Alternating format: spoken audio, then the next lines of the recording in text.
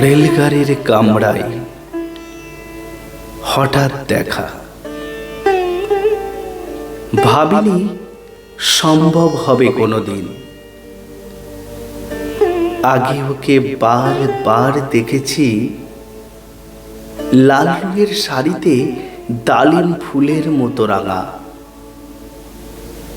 আজ পড়েছে কালো রেশমের কাপড়, আঁচল তুলেছে মাথায় দোলন চাপার মতো, চিকন গৌর মুখখানি ঘিরে।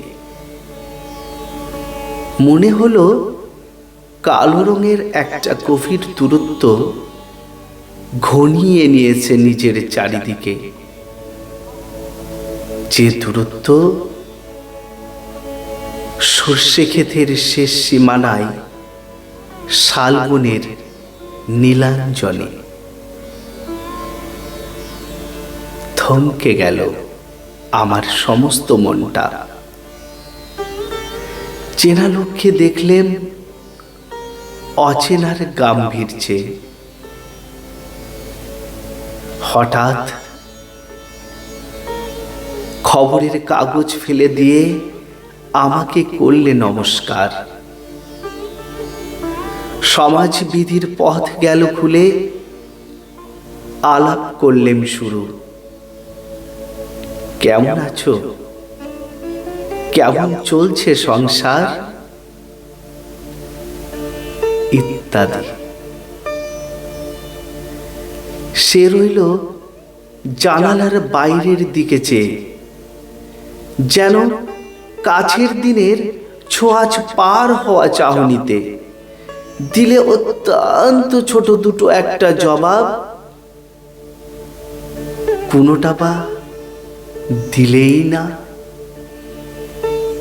বুঝিয়ে দিলে হাতের অস্থিরতায়, কেন এসব কথা, এর চেয়ে অনেক ভালো চুপ করে থাকা।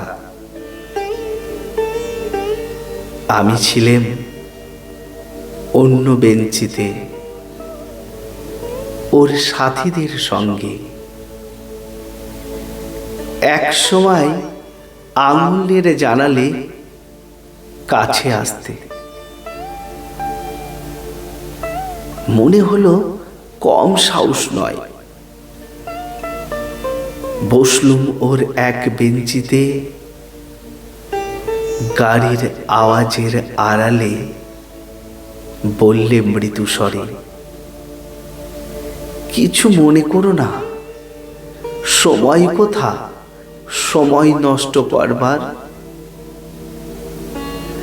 আমাকে নামতে হবে পরের স্টেশনে।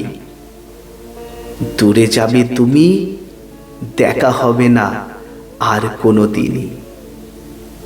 তাই যে প্রশ্নটার জবাব এতকাল থেমে আছে, শুনবো তোমার মুখে। সত্য করে বলবে তো? আমি বললেম, বলবো।